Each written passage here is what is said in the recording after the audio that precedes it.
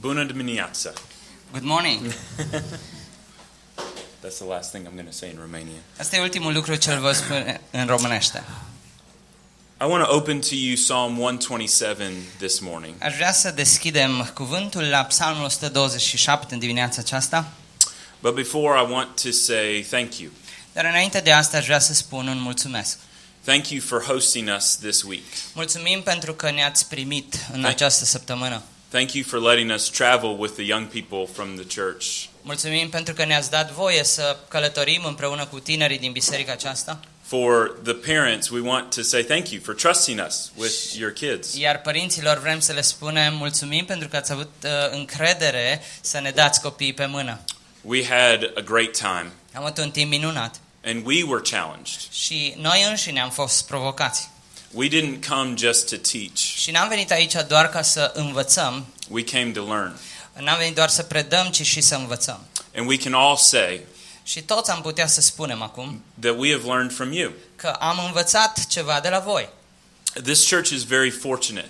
Această biserică este foarte norocoasă. There are incredible young people in this church. Pentru că sunt în această biserică niște tineri minunați. You have an incredible community here. Aveți o comunitate incredibilă aici. Our team has been inspired by you. Și echipa noastră a fost inspirată de voi. So I want to say thank you. Așa că vreau să spun mulțumesc. Thank you to all of the hosts that have opened your homes. Și mulțumim tuturor gazdelor care și-au deschis ușile. For all of the people that have used your vehicles to move us around. Și tuturor celor care și-au folosit mașinile ca să putem să venim și noi cu voi. To all of the people who have been patient with us when it's been hard to communicate. Și tuturor celor care au avut răbdare cu noi pentru că au fost uneori momente dificile în comunicare. And thank you to all of you that have shown us love as brothers and sisters. Și mulțumim tuturor pentru că ne-ați arătat dragoste ca și frați și surori în Hristos. I also want to say one more thing about this church. De asemenea, aș mai vrea să spun un lucru despre biserica aceasta. And Juana, I might need your help. Și Oana, am nevoie de ajutorul tău. Because you have to translate exactly what I say. Pentru că nu știu dacă trebuie să traduci exact ce spun. And if he doesn't, you have to do it. Și dacă el nu zice, măcar tu spune. I am very thankful for Emmy. He doesn't know what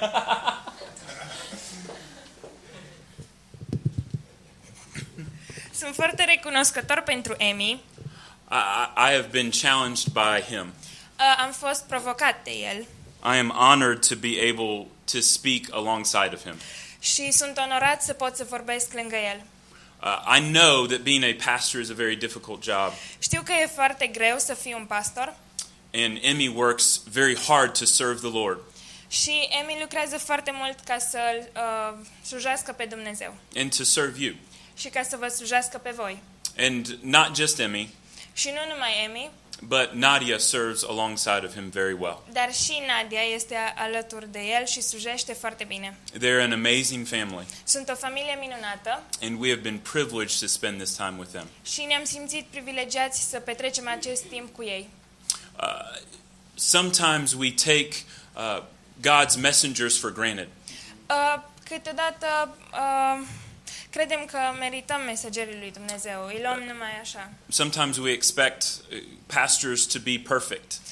Câteodată ne așteptăm ca pastorii să fie perfecți. But no pastor is. Dar niciun pastor nu e. And so then if a pastor doesn't fulfill our expectations, apoi, dacă un pastor nu ne atinge așteptările, we are harder on them.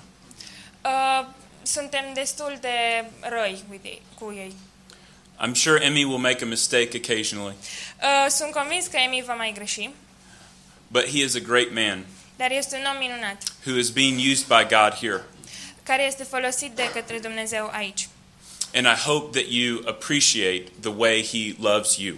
Și sper că apreciați modul în care vă iubește.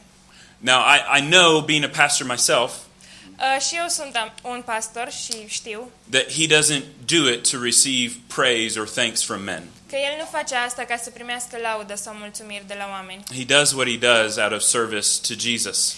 Face ce face ca să-l slujească pe Dumnezeu, pe Domnul Isus. But I also know Dar de asemenea știu that it's nice to be reminded that you are appreciated. Că e frumos să ți se aducă aminte că ești apreciat. So I just want to publicly say thank you. De asta vreau să spun în mod public mulțumesc. And I'd like to give applause to Emmy for the work that he has done. Și vrem să-l aplaudăm.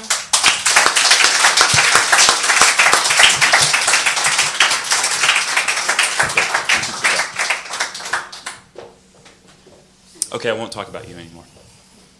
Good, because you cannot speak. If you have your Bibles, turn to Psalm 127. Dacă aveți Biblia, aș vrea să deschideți la Psalmul 127. But I'd like to ask a question first. Dar aș vrea să pun o întrebare înainte. Something I want you to be thinking about while we read this passage. Ceva la care aș vrea să vă gândiți în timp ce citim acest pasaj. It's a very simple question, Este o întrebare foarte simplă, but it can be difficult for us to answer. dar poate fi dificil să-i dăm răspunsul. The question is, what is your purpose? Întrebarea este: care este scopul tău? What is the purpose of your life? Care e scopul vieții tale? Why are you here? De ce ești aici? Why are you living this life now? De ce îți trăiești viața aceasta acum? Is there something specific God has created you for? Este ceva specific pentru care te-a creat Dumnezeu And are you seeking out His purpose? și îi urmărești tu scopul lui? This passage speaks about our purpose. Pentru că pasajul acesta vorbește despre scopul nostru. It speaks about purpose in life in two key areas. Vorbește despre scopul lui Dumnezeu cu noi în două domenii importante. It speaks about our purpose in the work that we do. Și vorbește despre scopul pe care ar trebui să-l avem în lucrul ce-l facem. And it speaks about our purpose in our families. Și de asemenea vorbește despre scopul lui Dumnezeu cu noi în familia noastră. And this chapter helps us understand how to live life with purpose. Și acest pasaj din Scriptură ne ajută să vedem cum am putea să ne trăim viața noastră cu scop. No one wants to waste their life. Nimeni nu vrea să-și piardă viața. Nobody wants to feel like their life was lived for nothing. Și nimeni nu vrea să știe că a trăit o viață degeaba. All of us want to accomplish something. Fiecare dintre noi vrem să realizăm ceva. We want to do something meaningful. Și vrem să facem ceva ce are însemnătate. We want to be a part of something bigger than ourselves. Vrem să fim parte din ceva ce este mai mare decât noi înșine. And this chapter helps us see how to do that. Și acest capitol din Biblie ne ajută să vedem cum putem să facem asta. So I'll read Psalm 127. Și vreau să citesc Psalmul 127. I'll read one verse at a time and let Emmy read. Și in vom citi Romanian. pe rând în engleză și în română. Unless the Lord builds the house, those who build it labor in vain. Unless the Lord watches over the city, the watchman stays awake in vain. Dacă nu zidește Domnul o casă, degeaba lucrează cei ce o zidesc. Dacă nu păzește Domnul o cetate, degeaba veghează cel ce o păzește. It is in vain that you rise up early and go late to rest, eating the bread of anxious toil, for he gives to his beloved sleep. Degeaba vă sculați de dimineață și vă culcați târziu ca să mâncați o pâine câștigată cu durere, căci prea iubiților lui el le dă pâine ca în somn. Behold, children are a heritage from the Lord, the fruit of the womb a reward.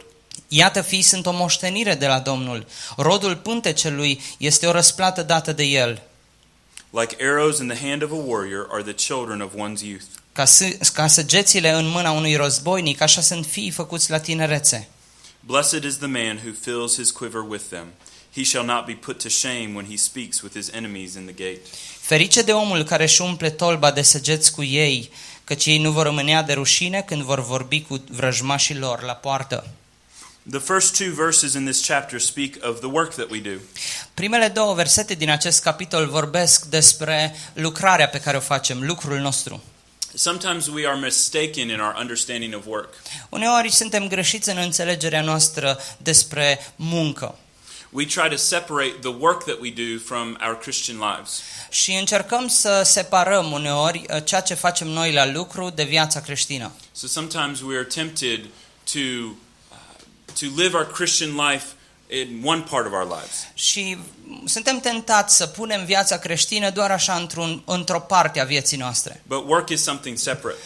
Dar lucrul e ceva separat. And so we don't try to follow Christ with the work that we do. Și așa rezultă faptul că nu mai încercăm să-L urmăm pe Hristos în lucru, în munca ce facem. Or sometimes we think that the only way to honor Christ in our work Și alteori ne gândim că singurul mod în care îl putem onora pe Hristos în lucrul, în munca noastră, is by telling others at our workplace about Jesus. este a spune oamenilor de la locul nostru de muncă despre Isus. And that is one important way that we honor God in our work. Și da, acesta este un lucru important prin care putem să-L onorăm pe Hristos în munca noastră. But that is not the only way we honor God with our work. Dar acesta nu este singurul mod în care îl putem onora pe El. God is honored by the quality of the work that we do. Ci Dumnezeu este onorat și prin calitatea muncii pe care noi o facem la locul de muncă. God does not want his followers to be lazy in the work that we do. Și Dumnezeu nu dorește ca urmașii Lui să fie leneși în munca ce o fac. God calls us as Christians to work hard, Și Dumnezeu ne cheamă ca și creștini să muncim din greu, to do our jobs well. ca să ne facem slujba bine. God is honored when other people see how hard we are working Dumnezeu este onorat când alții văd în noi cât de greu muncim. and realize that we're not just working for the praise of men, Și ei realizează că noi nu lucrăm doar pentru a primi laude de la oameni, but we are working for the praise of God. ci lucrăm pentru ca noi să fim lăudați de Dumnezeu. This can be true of any career. Și aceasta poate să fie adevărat în orice carieră. Paul tells the church in Thessalonica Pavel vorbește bisericii din Tesalonic to do whatever work God has given you ca să facă tot ceea ce le-a dat Domnul să facă and to do it for the glory of God. și să facă slăvindu-L pe Dumnezeu. Sometimes we think that our job is unimportant, Și uneori ne gândim că munca noastră nu e așa importantă. but God says no job is unimportant. Dar Dumnezeu spune nicio slujbă nu este neimportantă. No person is unimportant. Nicio persoană nu este neimportantă. So no matter what career God has given you, Deci nu contează ce carieră ți-a dat Dumnezeu. he wants you to work hard. Dumnezeu vrea ca să lucrezi din greu. And we work hard because God worked. Și noi lucrăm din greu pentru că Dumnezeu a lucrat înainte și lucrează. We were created in the image of God. Noi am fost creați după chipul lui Dumnezeu. And at the very beginning of the Bible, Și chiar la începutul Bibliei, God worked. Dumnezeu spune că a lucrat. The creation of the world was God's work. Creația lumii acesteia este lucrarea lui Dumnezeu. And because we are created to represent him, Și pentru că noi am fost creați ca să-L reprezentăm pe El, we should be like him in creating things, ar trebui să fim ca El în crearea unor lucruri, in working to make his created world better. în lucrarea pe care noi avem ca să facem lucrurile mai bune. But there can be a problem with the way that we work. Dar poate să fie o problemă în modul în care lucrăm.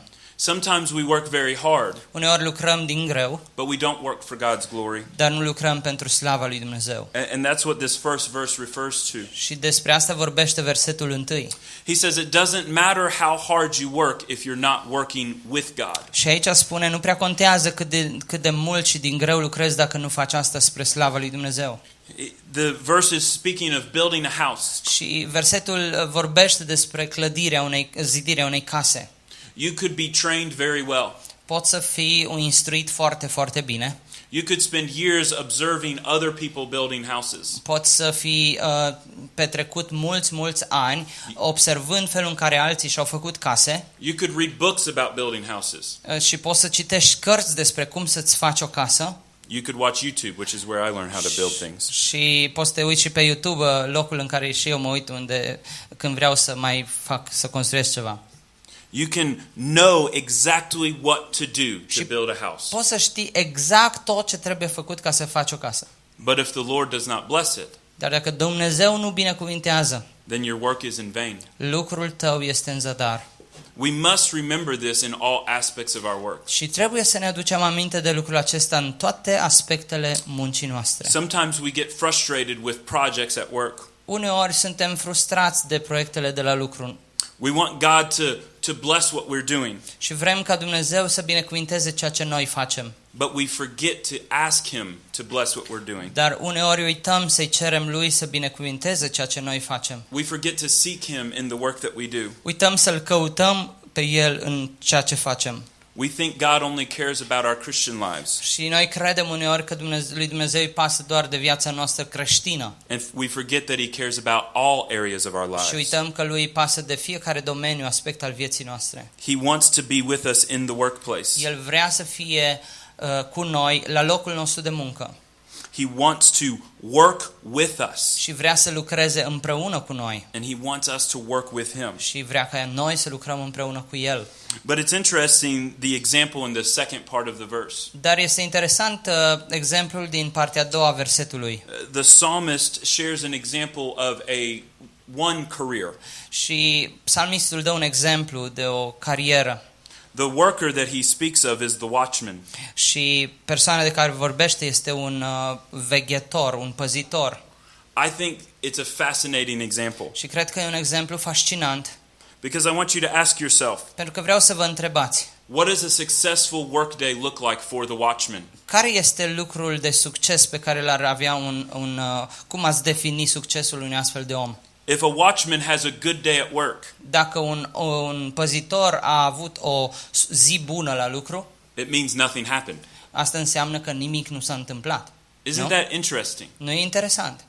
That he's not speaking of a construction worker. Aici nu vorbește despre acel constructor de case. He's not speaking of an engineer. Nu vorbește de un inginer. He's not speaking of an artist. Nu vorbește de un artist. If any of those workers Dacă unul din acești oameni, had nothing happen in their day at work, dacă unul din acești oameni pe care am amintit acum nu ar avea niciun fel de rezultat la finalul zilei, they would be a failure. ar fi niște faliți.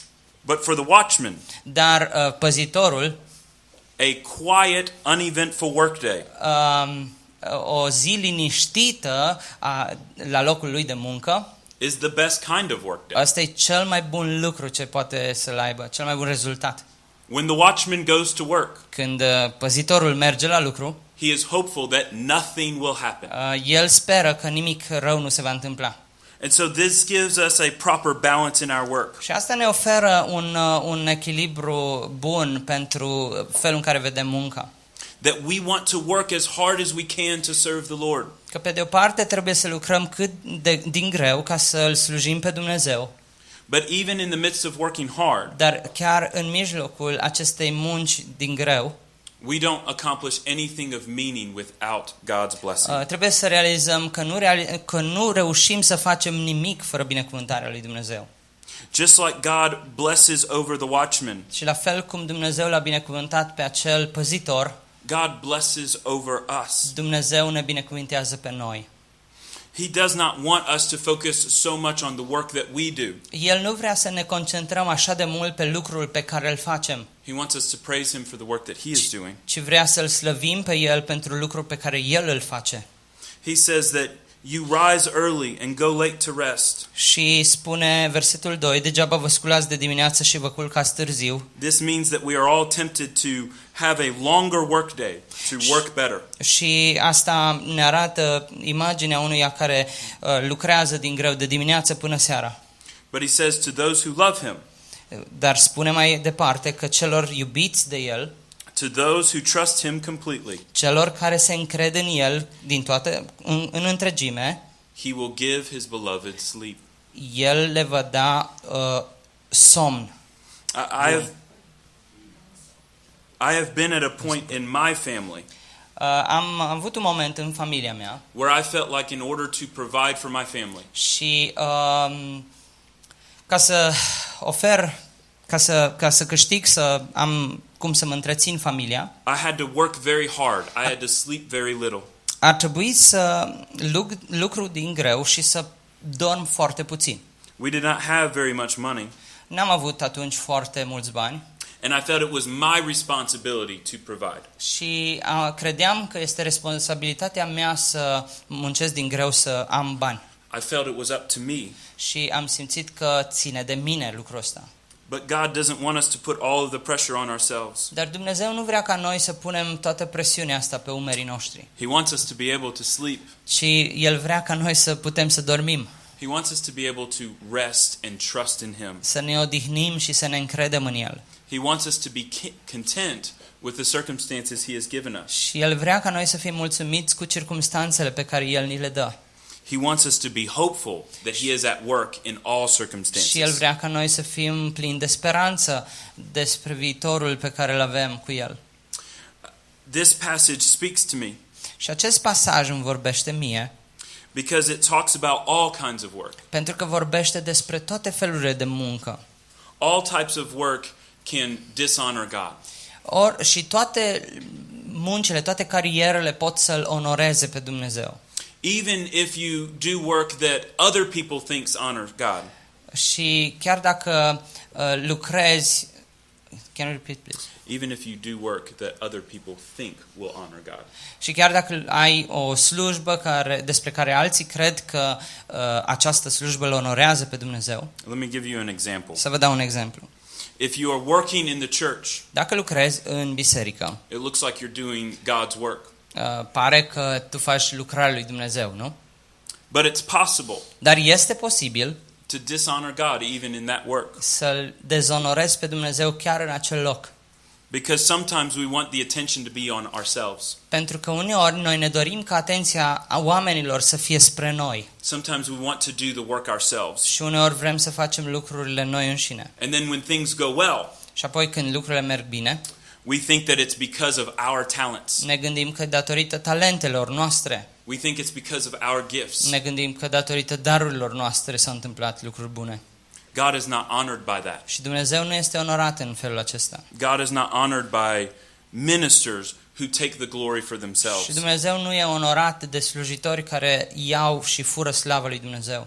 God is honored by those who direct the glory to Him. Dumnezeu este onorat de oameni care iau slava și o dau înapoi lui Dumnezeu. Let me give you another example. Să vă mai dau un exemplu. It doesn't matter how humbling your work is that you do. Nu contează nici cât de smerită sau umilă este munca pe care tu o faci.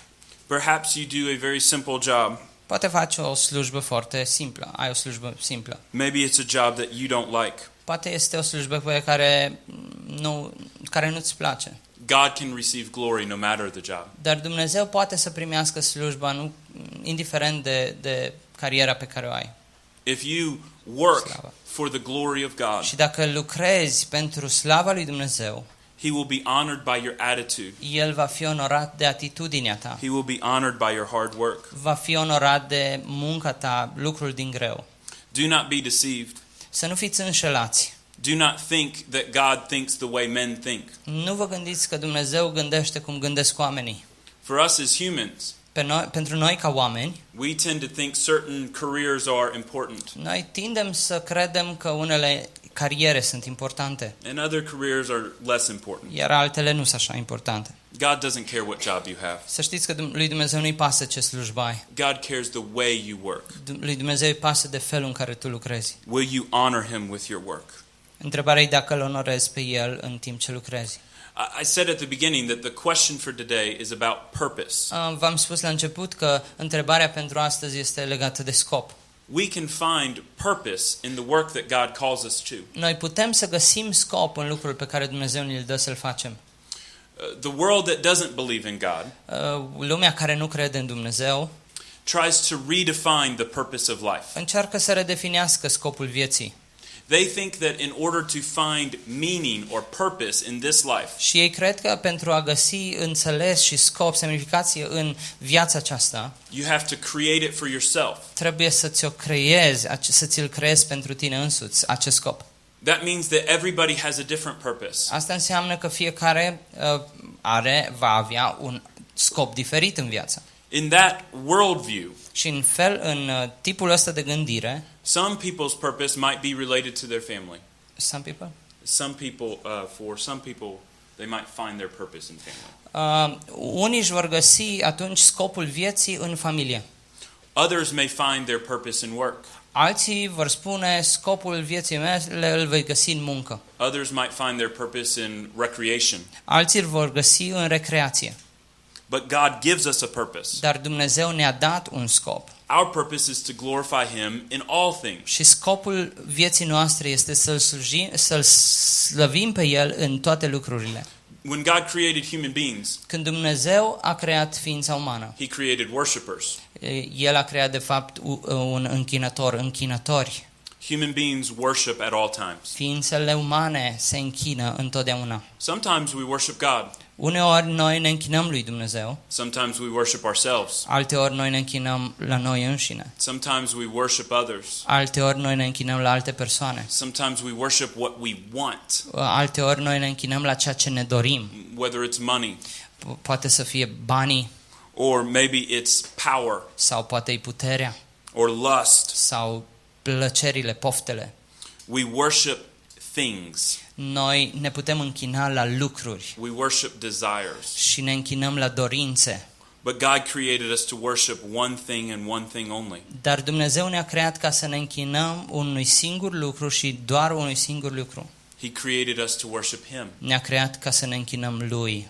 And when we are worshiping Him, Și când noi ne închinăm Lui, we can find our purpose. putem să ne găsim scopul nostru. And that purpose brings purpose to every minute of every day. Și acel scop aduce scop pentru fiecare minut al zilei. And if we have that purpose of glorifying God, Și dacă avem acest scop de a-L slăvi pe Dumnezeu, we can glorify Him in our workplace. putem să-L slăvim pe Dumnezeu și în locul nostru de muncă. We can glorify Him on the bus on the way to work. Putem să-L slăvim pe El pe autobuz când mergem sau venim de la lucru. We can glorify Him in the grocery store. Putem să-L slăvim pe Dumnezeu când mergem să cumpărăm alimente. We can look for every opportunity to bring glory and honor to Și Him. putem să căutăm oportunități în fiecare secundă de a-L slăvi pe El. And that is the only way to feel like we are achieving our purpose. Și asta este singurul mod în care noi putem să simțim că împlinim scopul lui Dumnezeu. Everything other than God is less than God. Dar și orice lucru mai puțin de Dumnezeu este mai puțin. Everything we try to worship other than God Ori de câte ori încercăm să ne închinăm la altceva în afară de Dumnezeu, will leave us unsatisfied. ne va lăsa pe noi neîmpliniți.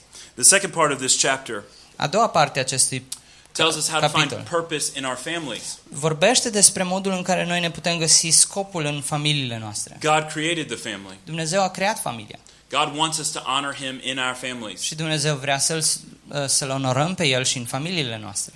Marriage was God's idea. Și căsătoria a fost ideea lui Dumnezeu. Children were God's idea. De asemenea, copiii sunt ideea lui Dumnezeu. God created the way for children to be born and raised. Dumnezeu a gândit modul în care să se creeze copiii și cum să fie crescuți. And God defines the best way for the family to work. Și Dumnezeu definește care este modul în care familia ar putea să funcționeze bine. And God promises to bless the family that honors Him. Și Dumnezeu promite să binecuvinteze familiile care îl onorează pe El. In verse 3, God says very clearly În versetul 3 Dumnezeu spune foarte clar that God is the source of family and children. că Dumnezeu este sursa familiei și a copiilor. When He says children are a heritage from the Lord, Când spune că fiii sunt o moștenire de la Domnul, it means that God gives children. asta înseamnă că Dumnezeu dă copii. Even though biologically we know how that works. Chiar dacă din punct de vedere biologic noi știm cum se întâmplă asta. No child is born outside of God's gifting of that Să child. știți că niciun copil nu se naște fără voia lui Dumnezeu ca acel copil să vină pe lume. God didn't just create Adam and Eve. Dumnezeu nu a creat doar pe Adam și Eva, He creates every single human. ci El creează fiecare ființă umană. He creates every human being in His image. El creează fiecare ființă umană după chipul Lui. So if you have children, Deci dacă ai copii, remember they are God's gift. adu-ți aminte că sunt copiii lui Dumnezeu, If you are darul lui Dumnezeu. if you are waiting for the day when you might have children, Și dacă te uiți la ziua în care ai putea să ai copii, pray for God to give His gift at His time. roagă-te ca Dumnezeu să-ți dea darul lui la timpul potrivit. There's a very interesting example about children in this. Este un exemplu interesant despre copii în acest pasaj. He says children are like arrows, Și spune aici că copiii sunt ca și săgețile, maybe because they're dangerous. probabil pentru că ei sunt periculoși. Arrows have to be handled correctly. Și săgețile trebuie să fie îndreptate corect. There are a lot of ways to mishandle an arrow. Și există multe moduri în care să tragi aiurea cu săgețile. And if you mishandle an arrow, Și dacă nu folosești bine săgeata, the results can be very dangerous. rezultatele pot să fie foarte periculoase, nu?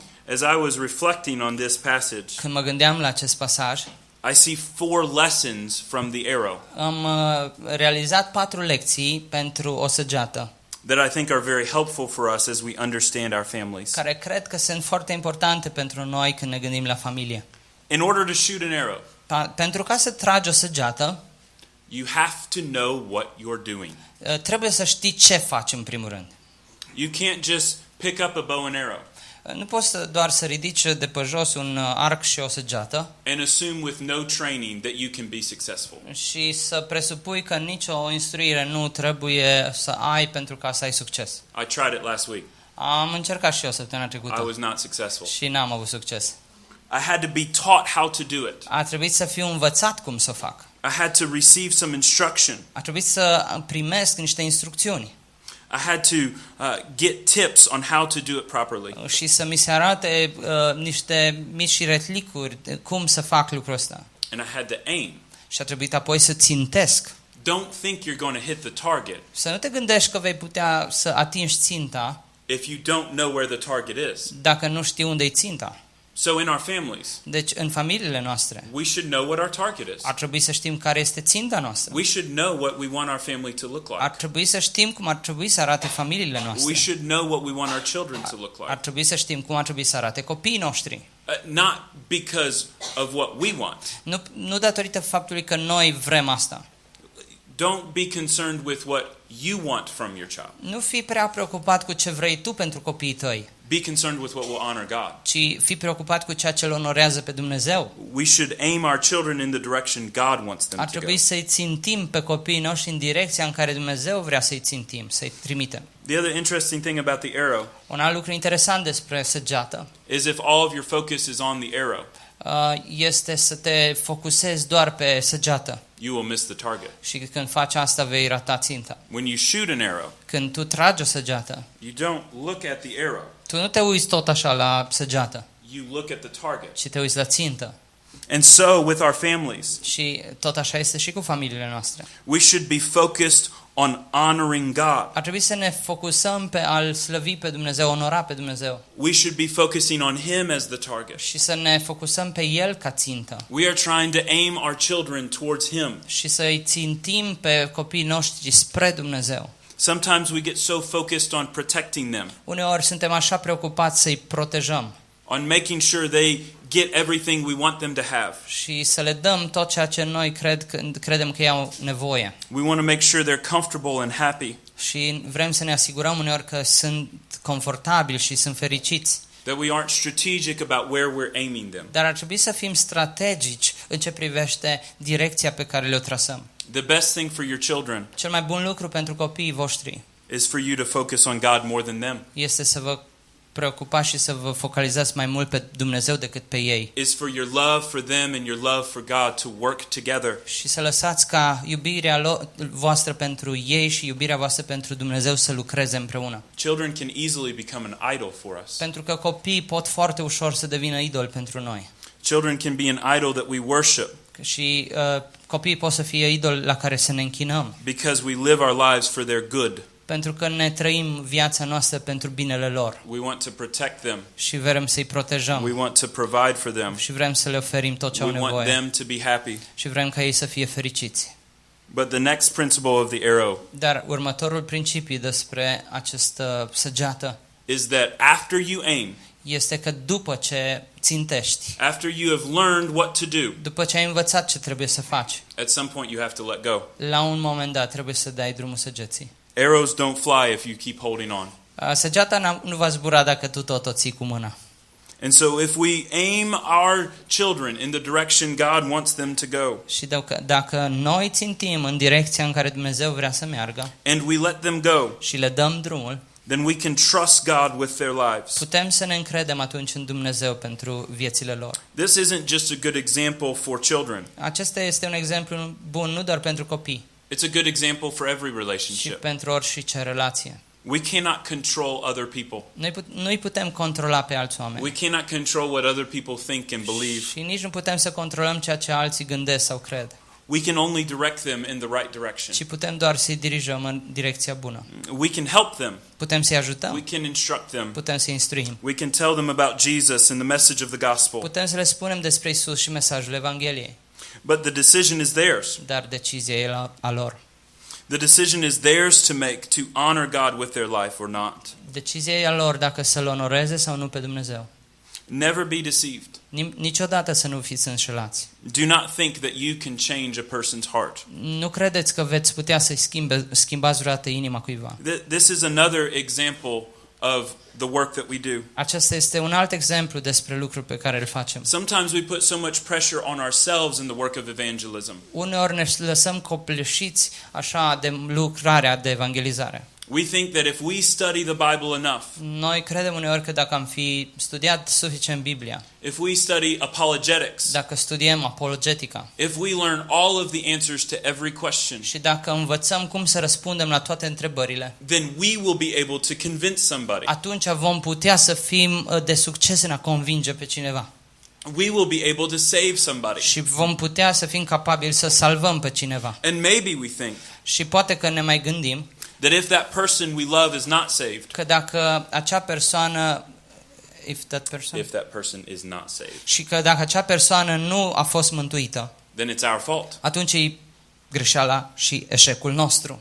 Maybe we didn't have the right answers. Poate că n-am avut răspunsurile bune. Maybe we didn't work hard enough. Poate n-am lucrat suficient. Maybe we didn't quote the right verses. Poate că n-am citat bine versetele care trebuia. We think that we've let that person down. Și noi credem că am lăsat acea persoană să cadă. Or we think that we've let God down. Sau noi credem că noi l-am părăsit pe Dumnezeu. Sau But l-am lăsat. that is not how God calls us to work. Dar nu ăsta e modul în care Dumnezeu ne-a chemat să lucrăm. He calls us to do what we can do El ne-a creat și ne-a chemat să facem ceea ce putem să facem, and to trust Him with the results. dar să ne încredem în El pentru rezultate. Verse 1, unless the Lord builds the house, those who build it labor in vain. Versetul 1, dacă nu zidește Domnul o casă, degeaba lucrează cei ce o zidesc. We could change the words in that a little bit Am putea să schimbăm puțin versetul acesta and use it as an example of evangelism. și să-l folosim ca un exemplu pentru evangelizare. We could say, unless the Lord changes the heart, Și am putea spune, dacă nu schimbă Domnul o inimă, your attempts at evangelism are in vain. încercările tale de evangelizare sunt degeaba. It doesn't mean that we should stop trying to share our faith. Și asta nu înseamnă că tu ar trebui să te oprești acum să nu mai îți împărtășești credința, It actually means we should work harder. ci de fapt înseamnă că ar trebui să lucrezi mai mult. We should work harder because we know Și ar trebui să lucrăm mai mult pentru că știm that it's not up to us. că nu ține de noi. We know that when somebody is saved, it's not our responsibility. Și știm că atunci când cineva este mântuit, nu e responsabilitatea noastră. That's good news for us. Și asta este o veste bună pentru noi. We don't have to have all of the answers. Noi nu trebuie să avem toate răspunsurile. God moves in His power. Și Dumnezeu mișcă în puterea Lui. So God can work through any of us. Și Dumnezeu poate să lucreze prin fiecare din noi. And God can work through all of us. Și Dumnezeu poate lucra prin toți. Imagine what would happen. Și imaginați-vă ce s-ar întâmpla. Imagine what would happen if we all lived to honor Him. Imaginați-vă ce s-ar întâmpla când toți am trăit pentru ca să-L onorăm pe El. If every minute of every day Dacă fiecare minut a fiecarei zile we were living for His kingdom, am trăit pentru împărăția Lui, we were honoring Him with our work, îl vom onora pe El în munca noastră. honoring Him with our family, Îl vom onora pe El în familia noastră. seeking every opportunity to tell others about Him, Și vom căuta orice oportunitate ca să vorbim despre Dumnezeu cu ei. cu oamenii. believing that He would work miracles every single day. Crezând că El poate să-și împlinească minunile în fiecare zi. What might happen through the church? Ce s-ar putea întâmpla cu biserica? What might happen if we lived like that? Ce s-ar putea întâmpla dacă îmi trăi așa? God could spread His message very quickly Dumnezeu poate să împrăștie mesajul lui foarte repede. if every minute of every day we lived for His glory. Dacă în fiecare minut a fiecarei zile am trăit pentru slava Lui. Do not be discouraged Să nu fiți descurajați. if you are distracted. Dacă sunteți distrași, Do not be discouraged if you don't honor him with every minute of every day. nu fiți descurajați dacă n-ați trăit fiecare minut să-L onorați pe El. Our goal is to stay on the journey. Scopul nostru este să rămânem în această direcție, în călătoria noastră spre El. I can promise you no one in this room is perfect. Și vă pot promite că niciunul din locul acesta nu este un om perfect. No one in this room gets it right all of the time.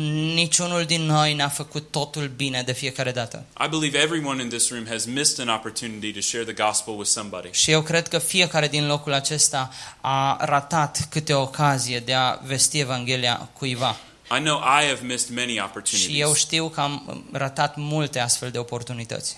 The goal is not for us to be perfect. Și scopul nu este ca noi să fim perfecți, The goal is for us to be improving, ci scopul este ca noi să ne îmbunătățim, to keep moving towards maturity, să continuăm să creștem înspre maturitate, to keep obeying God better and better every day. să continuăm să-L ascultăm tot mai mult pe Dumnezeu în fiecare zi. And as we do that, we will be blessed. Și în timpul acesta, în timp ce facem asta, vom fi binecuvântați. Verse 5 speaks of the great power of the man. Versetul 5 vorbește despre puterea mare unui astfel de om. It's interesting the way he describes it. Și e interesant modul în care este descris el. The man's strength Puterea omului is in his children. este în copiii lui. That's what it means when he says, Asta este ceea ce spune versetul. "Blessed is the man who fills his quiver with them. Binecuvântat este cel care își umple tolba de săgeți cu ei, He shall not be put to shame when he speaks with his enemies in the gate." căci ei nu vor rămânea de rușine când vor vorbi cu vrăjmașii lor la poartă. The strength of the family is the children. Puterea unei familii sunt copiii. The strength of the man are those arrows he has raised and pointed in the right direction. Puterea unui om sunt copiii pe care ia și țintește în direcția bună. The example in this verse Și exemplul din acest verset is that a man's children stand up to defend him. este că copiii lui stau înaintea altora și îl apără pe el. The man's children are the weapons he has against false statements about him. Și copiii lui sunt cei care stau în apărarea lui împotriva afirmațiilor false despre el. And we are God's children. Și noi suntem copiii lui. We are the ones who defend his character. Și noi suntem cei care îi apărăm caracterul lui. We are the ones who speak well of him to his enemies. Și noi suntem cei care vorbim bine despre el în fața dușmanilor lui. We are the ones who stay committed to him no matter the cost. Și noi suntem aceia care rămânem dedicați lui indiferent de prețul care trebuie să-l plătim. We are his children because he has made us that way. Și noi suntem copiii lui pentru că ne-a făcut în felul acesta. We are his children because he has sent his true son. Și suntem copiii lui pentru că l-a trimis pe Fiul lui. He sent Jesus to die for us. L-a trimis pe Isus să moară pentru noi. And then Jesus rose again Și apoi Isus a înviat din morți. so that we might have life with him. Pentru că noi să putem să avem viață prin el. Remember, there is nothing you can do in your own strength Adu-ți aminte că nu poți să faci nimic prin puterea ta. to earn God's love and favor. Pentru ca să câștigi favoarea și harul lui Dumnezeu. You must receive the free gift of Jesus. Trebuie să primești doar darul nemeritat și gratuit al lui Isus. It is only by the sacrifice of Jesus Și numai prin jertfa lui Isus that we are able to stand before a holy God. noi putem să stăm înaintea unui Dumnezeu sfânt. We are able to stand as beloved children. Suntem capabili să stăm în picioare ca și copii prea iubiți ai lui.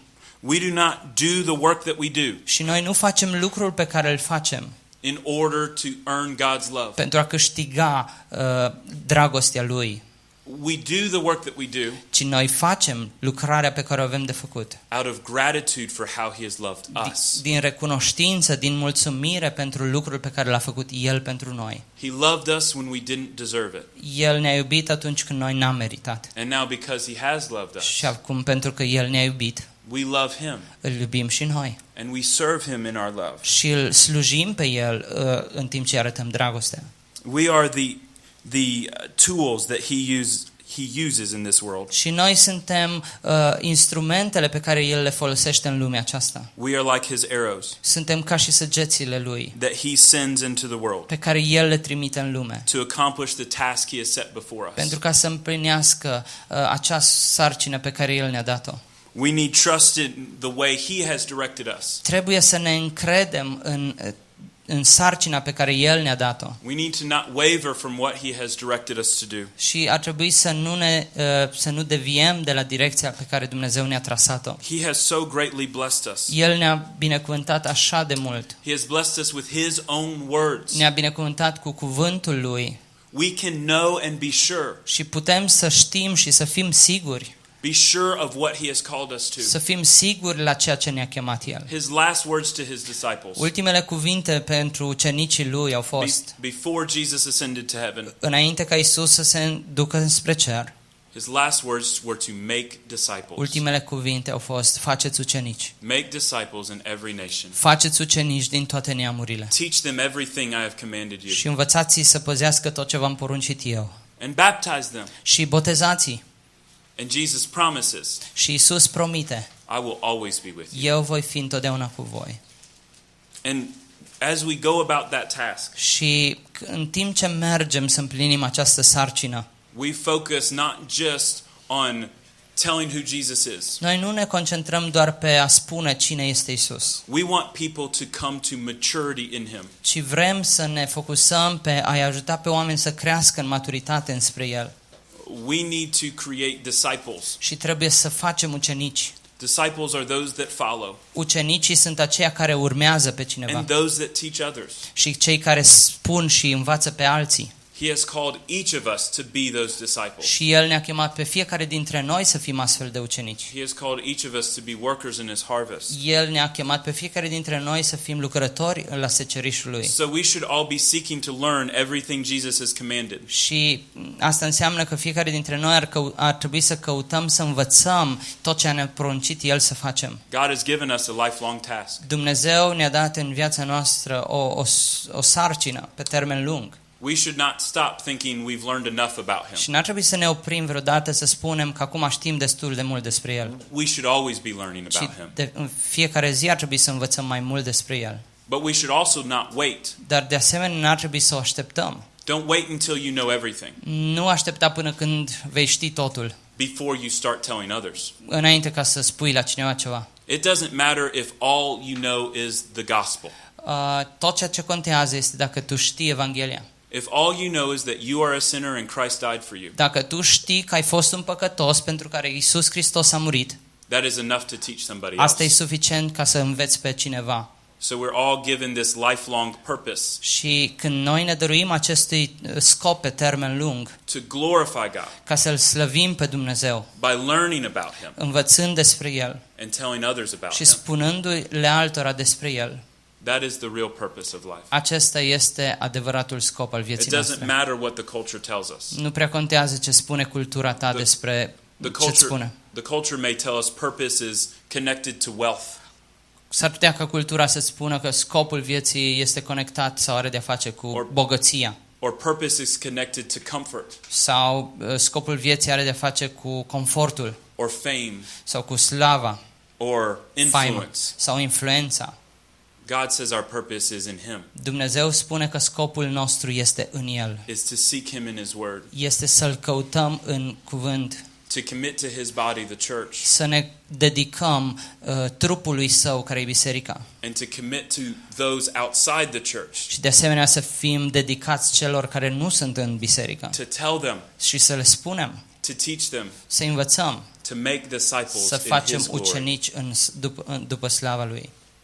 And we can find that purpose Și noi putem să găsim acest scop even in the work that we do chiar în slujba pe care o facem and in our families și chiar în familiile noastre and in every single area. și în fiecare aspect al vieții noastre. Let me pray for you. Haideți să ne rugăm. Father, I thank you for your church. Tată, îți mulțumesc pentru biserica Ta. This church is yours. Această biserică este a Ta. This is your body that we're gathered with. Aceasta este trupul Tău când ne adunăm împreună. Everyone in this room that is a believer in you Și fiecare persoană din această cameră care este credincioasă has come to you not because of the wisdom of men, a venit aici nu datorită înțelepciunii oamenilor, but because you have called them. ci datorită faptului că Tu i-ai You chemat have changed their hearts. și le-ai schimbat inimile și viețile. You have given them a new heart. Le-ai dat, Doamne, o inimă nouă You have given each of us a new heart so we may serve you. și ne-ai dat fiecăruia dintre noi o inimă nouă pentru ca noi să Te putem sluji pe Tine. I praise you, Father. Te laud, Doamne. I pray that you would help each of us live with purpose, Și Te rog, Doamne, ca să ne ajuți pe fiecare dintre noi să trăim cu un scop. that we would not be deceived by the lesser purposes of the world. Și să ne ajuți, Doamne, să nu fim înșelați de alte scopuri mai mici. I pray we would not seek after small things. Și ajută-ne, Doamne, să nu căutăm doar după lucruri mărunte. Father, I pray that we would seek to glorify you and you alone. Mă rog, Doamne, ca să ne ajut să căutăm să Te slăvim pe Tine și doar pe Tine. Thank you for your grace. Îți mulțumim pentru harul Tău. Thank you for your Son. Mulțumim pentru Fiul Tău. Thank you for the cross. Mulțumim pentru cruce And thank you for the empty grave. și îți mulțumim pentru mormântul gol. Thank you for the victory you have given us. Mulțumim pentru biruința pe care ne-ai dat-o And thank you for the privilege și îți mulțumim pentru to privilegiul live a life that să honors you. trăim o viață care să Te onoreze pe Tine. We praise you, Father. Te lăudăm, Doamne, Tată. Amen. Amin.